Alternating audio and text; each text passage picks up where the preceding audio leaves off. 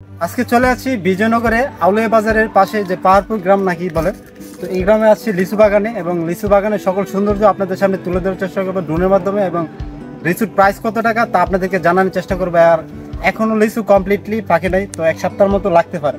যদি আপনারা একদম পুরোপুরি পাকনা লিচু চান তাহলে আর এক সপ্তাহ পরে আসবেন, তাহলে আপনারা একদম অ্যাকুরেট রিসিভগুলো পাবেন। তো আমরা এখন একটু আগ টাইপে আসছে পড়ছি, তো আপনাদেরকে লিচুর বাগানগুলো দেখানোর চেষ্টা করতেছি এবং আজকে এই বাগানের সকল সৌন্দর্য আপনাদের সামনে তুলে ধরার চেষ্টা করব। তো সবাই সম্পূর্ণ ভিডিওটি দেখেন, আশা করি আপনাদের কাছে অনেক বেশি ভালো লাগবে। তো চলেন সবাই মিলে একসাথে দেখি বিজয়নগরে লিচু বাগানগুলো।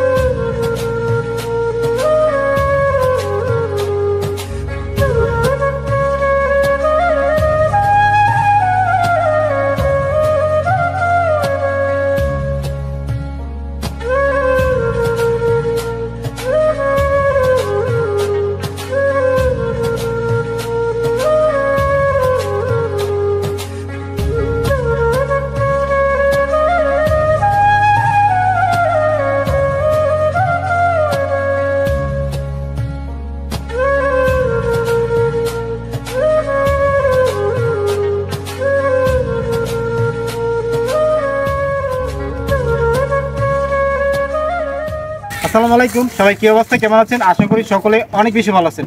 তো আজকে বিজয়নগরে চলে আসি লিচু বাগানে। তো আমি এই মুহূর্তে আছি লিচু বাগানের মধ্যে এবং এখানকার মালিক, তো ওনার সঙ্গে কথা বলবো এবং লিচুর প্রাইস কত টাকা এবং জায়গার লোকেশন কোথায়, তো সকল কিছু আপনাদেরকে বিস্তারিত জানার চেষ্টা করবো। তো আসসালামু আলাইকুম আঙ্কেল, কেমন আছেন? ভালো হয়েছে। লিচু আপনার কত টাকা সহ এখন? ইয়ানো লেসে 400 টাকা সব। 400 টাকা? 400 টাকা সব। কম টম হবে না? না কম না, কম না, কম নাই, একদম 400 টাকা? একদম 400 টাকা। মানে এবার লিচু কি পাকছে পুরো? হ্যাঁ, না না না, মনে আছে না, আর 4 দিন পর আইবেন।